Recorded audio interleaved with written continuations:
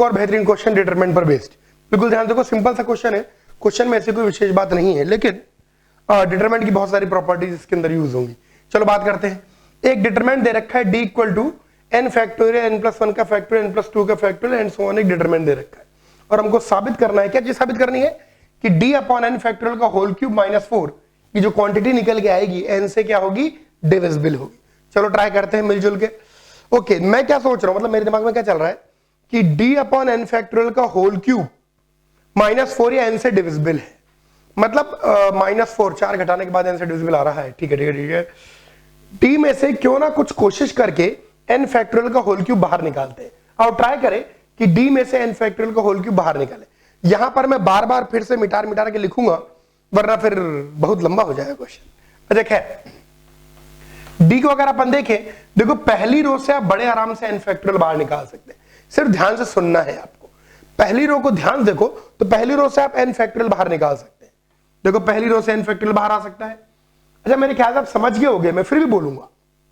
दूसरी रो से n plus one का फैक्टोरियल बाहर निकाल सकते हो, तो दूसरी रो से n प्लस वन का फैक्टोरियल बाहर निकाल सकते हो। और थोड़ा और ध्यान से देखो तो तीसरी रो से बोलो n प्लस टू का फैक्टोरियल बाहर निकाल सकते हैं। कुछ नहीं करना, सिर्फ सिंपली ऑब्जर्व करना है। सबसे छोटे फैक्टोरियल को आप बड़े आराम से बाहर निकाल सकते हैं। जो भी सबसे छोटा फैक्टोरियल है उसको आप बड़े आराम से बाहर निकाल सकते हैं। तो सबसे छोटा फैक्टोरियल कौन भैया, पहली रो के अंदर देखे तो n फैक्टोरियल आ गया, दूसरी रो के अंदर देखे तो n प्लस वन फैक्टोरियल आ गया, और तीसरी रो के अंदर देखे तो n प्लस टू फैक्टोरियल आ गया। ओके, पहली रो से अगर आपने n फैक्टोरियल बाहर लिया तो क्या बचा, यहां बचा 1, यहां बचा n प्लस वन, और यहां पर क्या बचा n plus two into n plus one.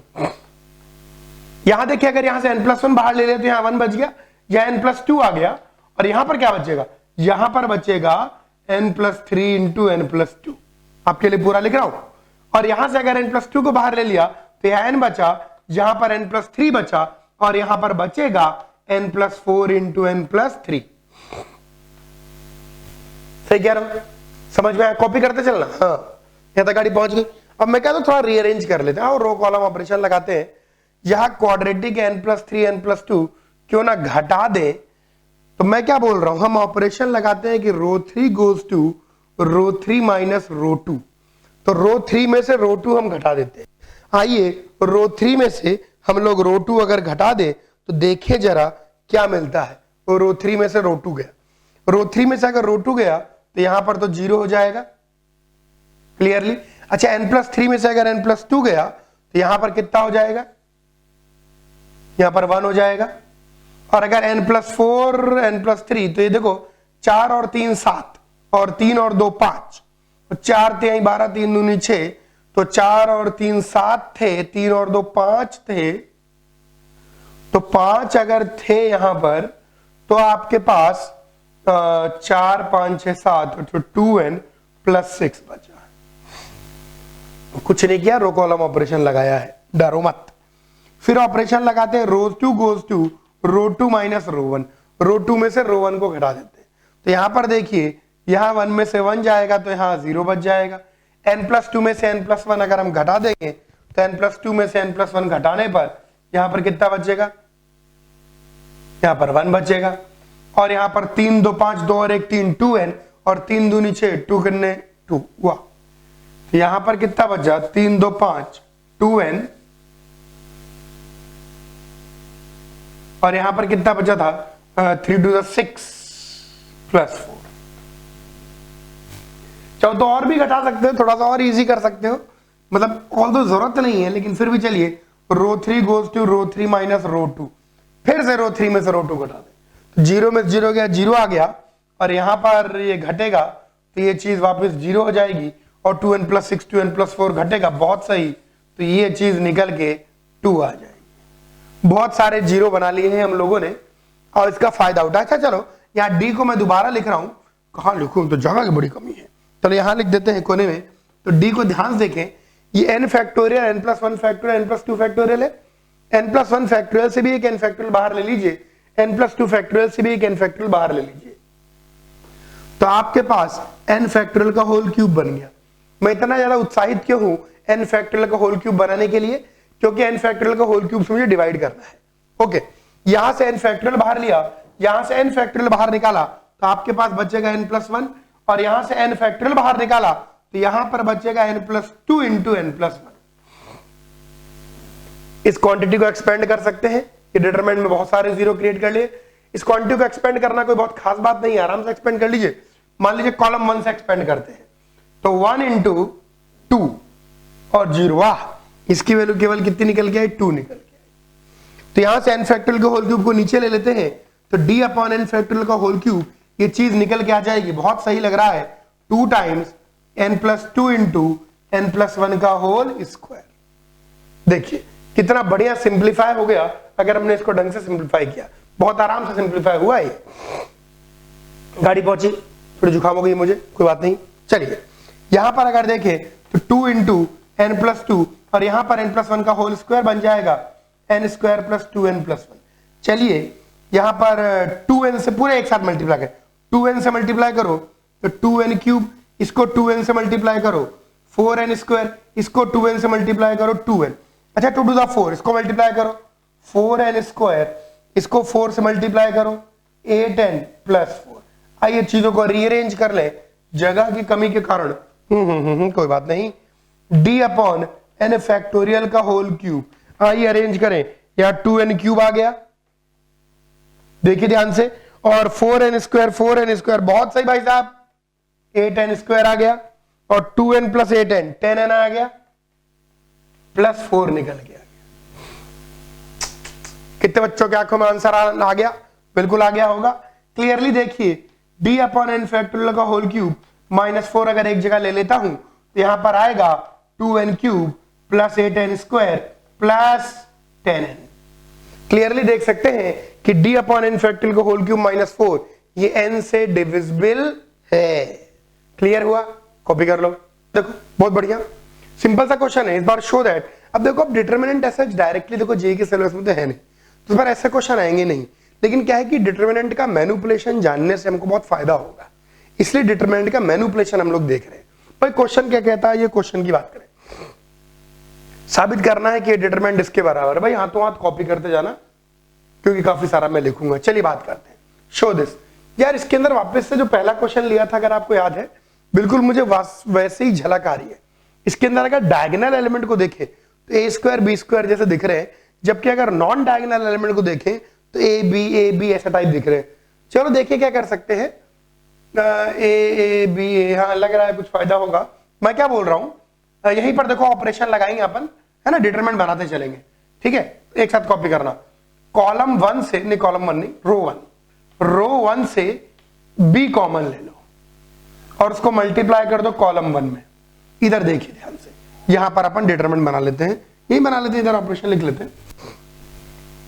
देखो ध्यान से, इसको मिटा ही देते, गलत जगह आ गया। हाँ सुनो ध्यान से, हम पहले ऑपरेशन लगाते हैं, रो 1 से b बाहर निकालते हैं। तो रो 1 से अगर b बाहर निकालेंगे तो बाकी सारी रोज में तो कोई चेंज आएगा ही नहीं, बाकी सारी रोज तो आपकी एज इट इज रहेंगी, 2a1 - a² - b², बाकी सारी रोज एज इट इज आ गई। अब मेरी बात को ध्यान सुनो, ओ भाई साहब रो 1 से b कॉमन ले लिया तो यहां पर 2a बचेगा, यहां -2 बचेगा और ये 1 + a² - b² whole upon b आ जाएगा, और इसको कॉलम 1 में मल्टीप्लाई कर दो। अब जब कॉलम 1 में मल्टीप्लाई करोगे, जब पहला एलिमेंट मल्टीप्लाई होगा तो यहां से b तो गायब हो जाएगा, और जब ये दोनों b से मल्टीप्लाई होंगे b²। बार बार नहीं लिखूंगा, हाथों हाथ कॉपी कर देगा।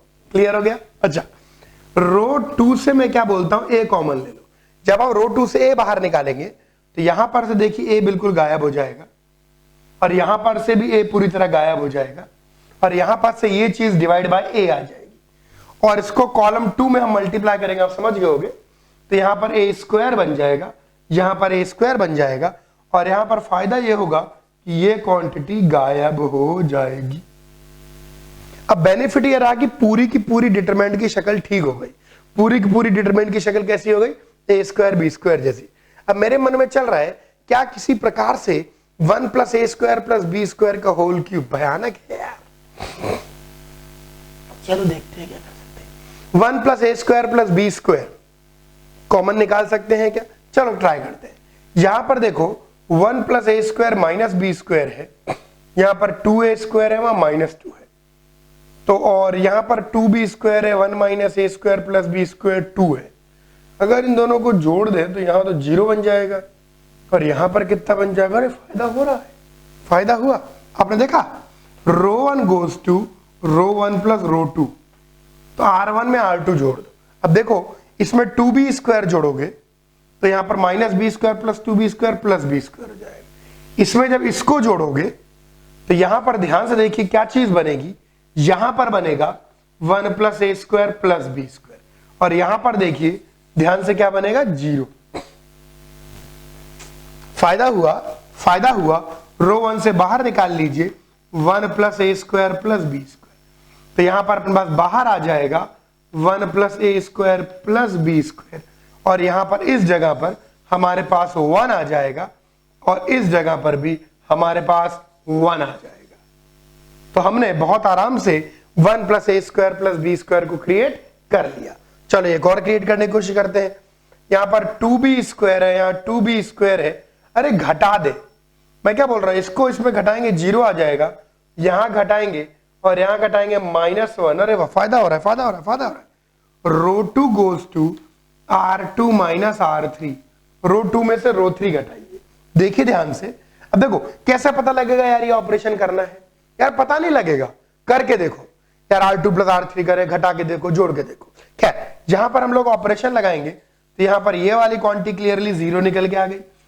जब आप इसमें से इसको घटाएंगे -r3 तो +2a² हो जाएगा, और ध्यान देखो ये आ जाएगा। और जब यहां पर भी घटाएंगे ना, सिर्फ आपको ऑब्जर्व करना है, ये चीज 1 + a² + b² आ जाएगी। उसके बाद देखो ρ2 में से कॉमन निकाल लेंगे, बाहर निकाल लेंगे 1 + a² + b²। फायदा ये हुआ कि यहां इसका होल स्क्वायर बन गया और यहां पर ये पूरी की पूरी क्वांटिटी 1 निकल के आ गई, और यहां पर भी ये पूरी की पूरी क्वांटिटी 1 निकल के आ गई। चलो मैं क्या बोल रहा हूं, होल क्यूब भी अगर बना ले, काफी सारे 0 1 बन चुके हैं यार, ये होल क्यूब कैसे बनेगा? चलो देखते हैं। यहां 2b² है, -2a² है। अगर -2a² को +2a² करके इसमें जोड़ दें, है ना, यानी कॉलम में अगर ऑपरेशन लगाए, मतलब मैं क्या सोच रहा हूं, जरा देखो फायदा होता है कि नहीं होता, कि column 3 goes to column 3 - column 2 + column 1। देखो जब इसको घटाओगे ना तो +2a² हो जाएगा, और जब इसको जोड़ोगे तो बैठ रहा है, मतलब लास्ट रो को देख के बैठ रहा है। और ऑपरेशन लगाए, जब ये ऑपरेशन लगाएंगे तो ये 0 ही रहेगा। अरे वाह भाई वाह, ये भी 0 हो जाएगा, और ये +2a² जुड़ेगा और +2b² जुड़ेगा, ये बन जाए। बहुत सही। देखिए पूरा रो कॉलम ऑपरेशन पर बेस्ड। यहां से अपन जो कॉलम 3 है वहां से कॉमन निकाल लीजिए 1 + a² + b²। तो कॉलम 3 से हम कॉमन निकाल लेंगे तो क्लियरली यहां पर वैल्यू कितनी आ जाएगी? 1, और ये 2 की जगह हमारे पास बेहतरीन, यानी जो चीज साबित करनी थी वो तो मैंने पूरी बाहर निकाल ली। अब तो क्या करना है, इस डिटरमिनेंट को एक्सपेंड कर दीजिए। मैं तो कहता हूं कॉलम 3 से एक्सपेंड कर दो, तो 0 0 1 किससे मल्टीप्लाई होगा? अरे तो 1 ही आ गया, तो इसकी वैल्यू निकल के आई गई 1 + a² + b² का होल क्यूब। कहना ही पड़ेगा भाई साहब, हेंस पार्टी। क्लियर हुआ? रो कॉलम ऑपरेशन पर ध्यान दे। एक और क्वेश्चन देखो, एक और क्वेश्चन देखो, बहुत बढ़िया क्वेश्चन, मतलब इजी सा है। अब तो जिस प्रकार के रो कॉलम ऑपरेशन अपन ने कर लिए हैं, उसके बाद इस प्रकार के क्वेश्चन का मैनिपुलेशन हमारे लिए बहुत ज्यादा इजी है, कोई खास बात नहीं है। चलो देखते हैं। सॉल्व फॉर x, ओके भैया x के लिए सॉल्व करना है। मैं तो क्या बोलता हूं, रो कॉलम ऑपरेशन लगा के इसको बहुत सिंपल कर लेते हैं, बहुत ज्यादा सिंपल। जहां तक हो सके मेरी कोशिश तो ये रहेगी कि वेरिएबल x ज्यादा बचे नहीं, कम से कम हो जाए। चलो अच्छा, बल्कि 2x 3x 3x 4x 5x 10x ऐसे रो वाइज भी घटा सकते हैं, कॉलम वाइज भी घटा सकते हैं, कैसे भी घटा सकते हैं। चलो घटाना शुरू करते हैं। मैं तो सोचा कॉलम वाइज घटाते हैं। Column 3 goes to column 3 - column 2। तो यहां पर क्या होगा कि कॉलम 1 में तो कोई चेंज आएगा नहीं, कॉलम 1 आपका एज इट इज रहेगा, और यहां पर ये 2x + 3 3x + 4 5x + 8, और यहां पर अब देखिए 3x - 2x कितना हो गया? x। तो यहां बना x प्लस 1, फिर 4x माइनस 3x x, तो x प्लस 1, अरे कुछ ज्यादा इजी हो गया। 10x माइनस 5x कितना बना 5x, और 17 में से 8 गया प्लस 9, चलो कुछ तो इज्जत हुई, इक्वल टू 0। अब मैं क्या बोल रहा हूं कि कॉलम 2 में से कॉलम 1 भी घटा देते हैं, थोड़ा और लोअर कर लेते हैं, फिर और घटाते रहेंगे। तो column 2 goes to column 2 minus column 1। तो देखो कॉलम 2 में से अगर हम कॉलम 1 घटाएंगे तो क्या क्या आएगा, 2x प्लस 3 में से x प्लस 2 घटाएंगे, वाह, तो x प्लस 1 आ रहा है, बहुत सही, यानी हम जीरोस क्रिएट कर पाएंगे। 3x प्लस 4 में से, अरे बहुत सही, ऐसा लग रहा है कि आंसर कुछ ज्यादा ही जल्दी आ जाएगा, x प्लस 1, और 5x प्लस 8 में से 3x, तो 2x और प्लस 3, तो यहां पर बनेगा 2x प्लस 3। बहुत बढ़िया, बहुत बढ़िया। चीजों को और भी सिंप्लीफाई कर सकते हैं। फिलहाल तो मेरे मन में इच्छा उमड़ रही है, column 3 goes to column 3 minus column 2। Column 3 में से कॉलम 2 घटा दीजिए, तो यहां 0 आ गया, यहां पर भी 0 आ जाएगा, 5 में से 2 गए 3, 3x प्लस 6, तो यहां आएगा 3x प्लस 6, और यहां पर 0 0। थोड़ा और भी सिंप्लीफाई कर सकते हैं कैलकुलेशन इजी करने के लिए, तो row 2 goes to row 2 minus row 1, तो 2x प्लस 3 में से x प्लस 2 घटाओगे तो यहां पर क्या बचेगा, x प्लस 1, और यहां पर x प्लस 1 में से x प्लस 1 घटाओगे तो क्या बचेगा, 0। मुझे लग रहा है और सिंप्लीफिकेशन की आवश्यकता नहीं है, इसको कॉलम 3 से एक्सपेंड कर देते हैं, बहुत इजी हो जाएगा। आओ अगर कॉलम 3 से एक्सपेंड कर दें तो 0 0 0, तो कॉलम 3 से यहां लिख देता हूं एक्सपेंड बाय कॉलम 3, तो कॉलम 3 से एक्सपेंड करूंगा तो plus minus plus plus minus plus, वो प्लस ही आएगा। 3x प्लस 6, ये किससे मल्टीप्लाई होगा, this into this minus this into this, तो माइनस x प्लस 1 का होल स्क्वायर। अरे रे, कुछ ज्यादा ही ललुआ हो गया, चलो कोई बात नहीं। x प्लस 1 का होल स्क्वायर इक्वल टू 0, तो इसके रूट्स आ जाएंगे x equal to minus 1, x equal to minus 2। सही है ना, बिल्कुल सही, कॉपी कर लो। एक और बहुत अच्छा सवाल देखिए डिटरमिनेंट पर बेस्ड। ये क्वेश्चन जो है अपन ने मेरे ख्याल से 9th या 10th क्लास में हम पढ़ते थे, हीरोन्स फॉर्मूला। ऐसा लगेगा नहीं क्वेश्चन कि ये क्वेश्चन डिटरमिनेंट के अलावा भी किसी चीज को इन्वॉल्व करता है, लेकिन ये डिटरमिनेंट के अलावा भी बहुत सारी चीजों को इन्वॉल्व करता है। बहुत ध्यान देके, बहुत अच्छा क्वेश्चन है। क्वेश्चन क्या कहता है, x1 माइनस x2 का whole square plus y1 minus y2 का होल स्क्वायर a स्क्वायर है, x2 माइनस x3 का whole square y2 minus y3 का स्क्वायर b स्क्वायर है, और x3 माइनस x1 का whole square plus y3 minus y1 का whole square c square है। और ये चीज अपन को शो कर, डिटरमिनेंट दे रखा है, देखिए क्या शो करना है। अच्छा यार, इसको देखकर कुछ फील आती है क्या, ये x1 माइनस x2 का whole square y1 minus y2 का होल स्क्वायर, कुछ ऐसे फील सी आ रही है क्या, इसको देखकर क्या फील आती है, आई क्या, डिस्टेंस फार्मूला। बिल्कुल बिल्कुल सही सोचा आपने। अपन एक और ट्रायंगल का एक वर्टेक्स a कर देते हैं x1 y1, और ट्रायंगल का दूसरा वर्टेक्स b कर देते हैं x2 y2, और तो क्लियरली आप देखिए किस चीज की फील आ रही है। ये जो a है ना, वो x1 माइनस x2 का whole square plus y1 minus y2 का स्क्वायर का रूट है, तो यानी ये लेंथ a हो गई। नाम चेंज कर दें क्या, इसको मिटा दे,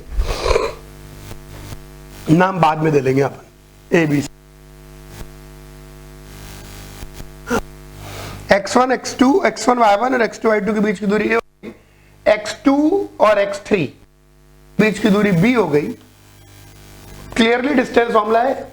और x3 और x1 के बीच की दूरी c, तो इसको a वर्टेक्स कह देते हैं, इसको b वर्टेक्स कह देते हैं, इसको c वर्टेक्स कह देते हैं, ताकि हमारे स्टैंडर्ड नोटेशन कायम रहे।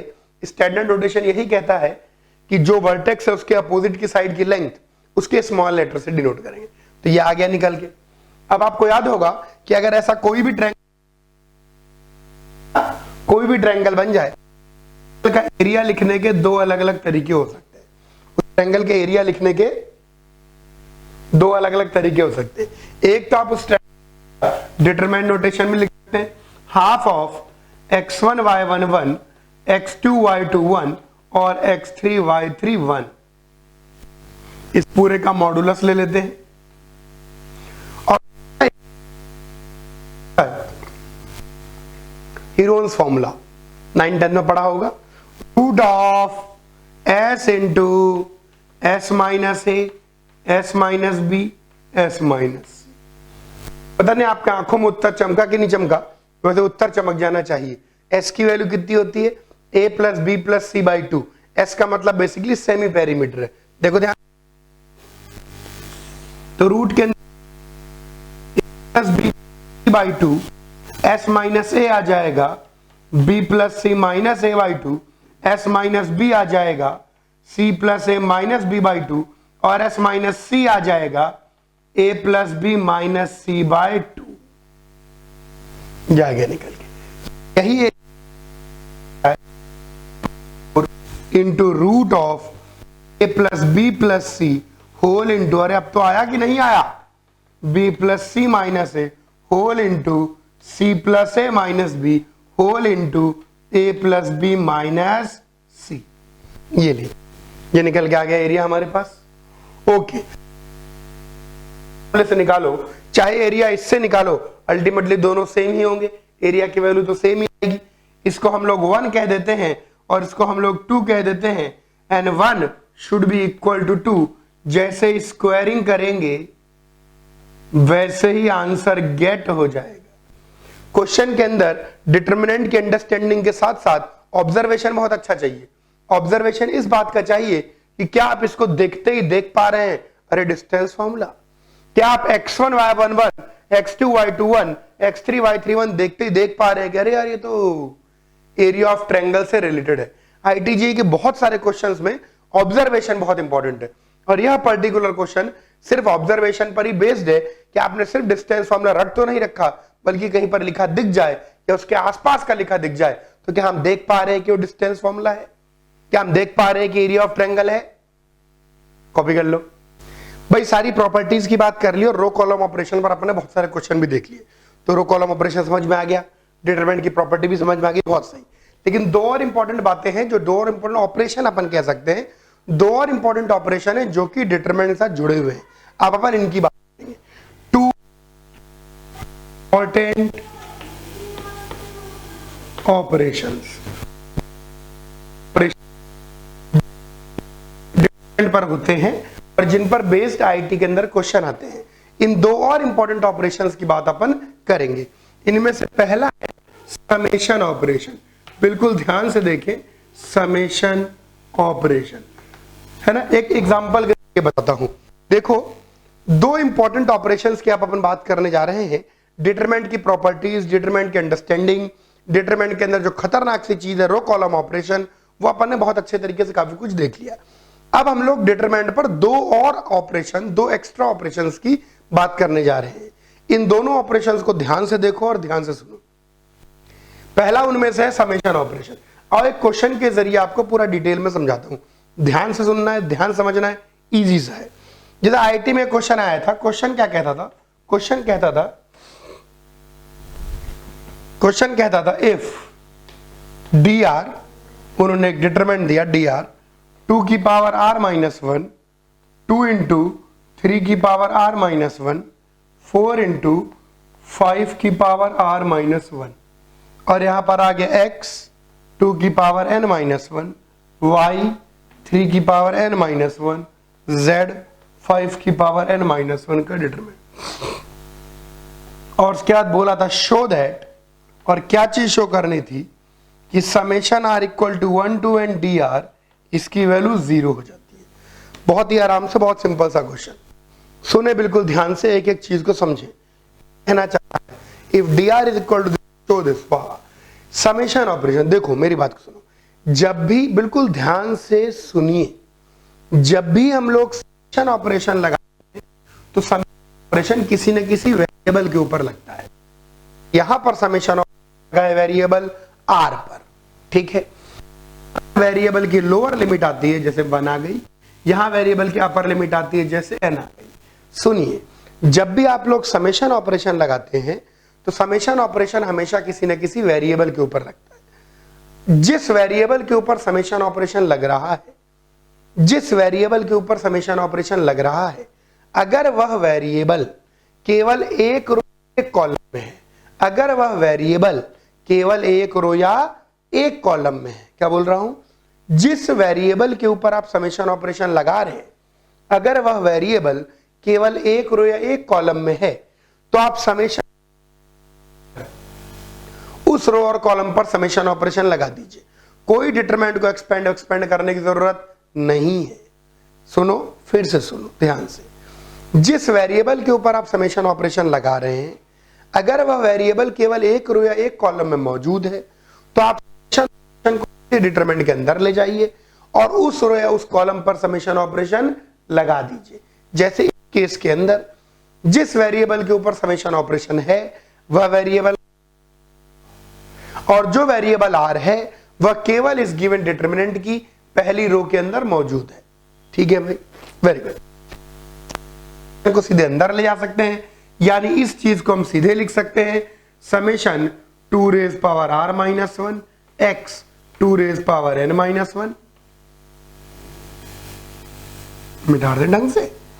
यहां पर आ जाएगा summation 2 into 3 raise power r minus 1 y 3 raise power n minus 1। यहां आ जाएगा summation 4 into 5 raise power r minus 1 z 5 raise power n minus 1। तो बच्चे बोलते हैं गुरुजी आपने तो खुद लल्लू सवाल ले लिया, बहुत ही इजी सवाल ले लिया, जानबूझ के ऐसा क्वेश्चन लिया जिसमें वेरिएबल एक रो एक कॉलम में हो। अरे प्रॉपर्टी बतानी थी ना। अब सवाल उठता है कि अच्छा सर अगर मान लीजिए वेरिएबल एक रो एक कॉलम में नहीं है तो क्या होगा? घबराइए मत। अगर वेरिएबल एक रो एक कॉलम में नहीं है तो रो कॉलम ऑपरेशन लगाकर आप कोशिश करेंगे कि वह एक रो एक कॉलम में आ जाए। रो कॉलम ऑपरेशन लगाकर आप यह कोशिश करेंगे कि वो एक रो और एक कॉलम में आ जाए। अगर मान लीजिए वह एक रो एक कॉलम में आ गया रो कॉलम ऑपरेशन लगाने से, फिर तो कहानी पता ही है आपको, समेशन ऑपरेशन को अंदर ले जाइए। लेकिन अगर रो कॉलम ऑपरेशन लगाने के बावजूद वह एक रो एक कॉलम में नहीं आ पाया तो अब कोई चारा नहीं है। अब आप डिटरमिनेंट और फिर जो एक्सप्रेशन आए उस पर समेशन ऑपरेशन लगाइए। यह है समेशन ऑपरेशन की पूरी कहानी। आइए इस कहानी को यहां मैं बता देता हूं। द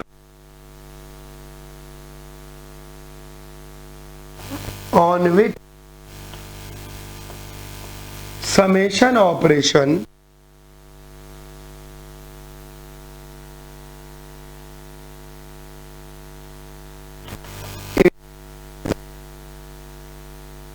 in own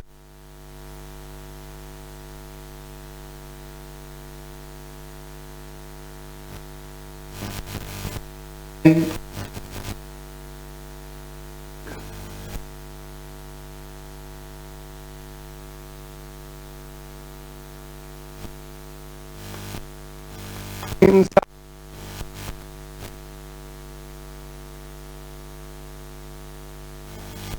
on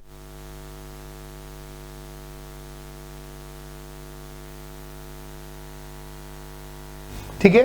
अगर मान लीजिए केवल एक रो एक कॉलम में है तो आप समेशन ऑपरेशन को अंदर ले जाइए और उस पर्टिकुलर रो कॉलम पर अप्लाई कर दीजिए।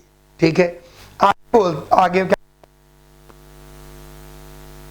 नहीं है, then do row column operation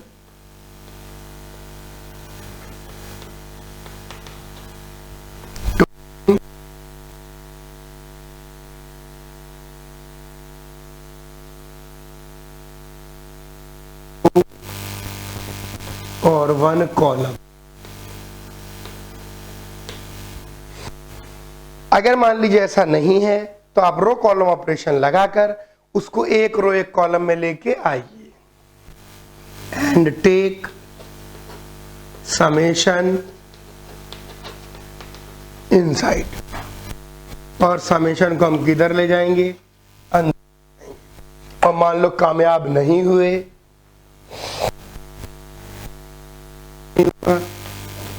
if not so expand the determinant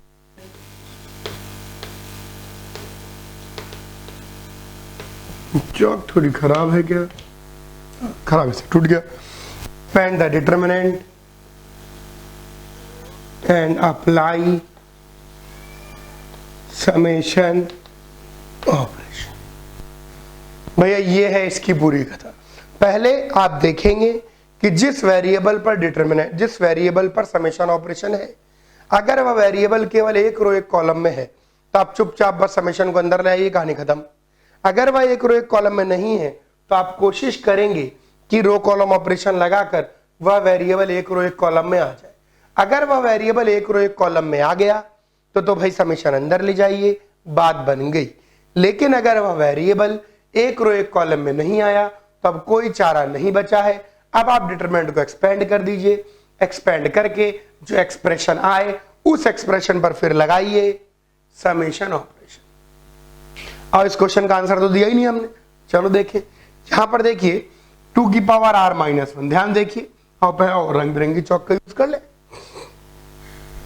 ये देखिए, अगर आप इसके पहले टर्म को देखेंगे तो ये सिंपली एक जीपी लिखी हुई है और इस जीपी का सम 2 की पावर n माइनस 1 आ जाएगा। यहां से 2 अगर बाहर ले लेंगे तो यह भी देखिए एक जीपी लिखी हुई है और इस जीपी का सम 3 की पावर n माइनस 1 आ जाएगा। ओ भाई साहब, यहां पर देखिए यह भी एक जीपी लिखी हुई है और इस जीपी का सम 5 की पावर n माइनस 1 आ जाएगा। और चूंकि तीनों के तीनों जीपी है तो क्लियरली देखिए जो रो 1 है 3 के बराबर आ चुकी है और चूंकि रो 1 रो 3 के बराबर आ चुकी है तो डिटरमिनेंट की वैल्यू कितनी आएगी बच्चा? 0। कहना ही चाहिए हेंस 30। तो भाई 2 इंपॉर्टेंट ऑपरेशन की बात चल रही थी जिसमें से पहला इंपॉर्टेंट ऑपरेशन हमने समझ लिया, कौन सा? Summation operation. आइए दूसरा इंपॉर्टेंट ऑपरेशन देखें।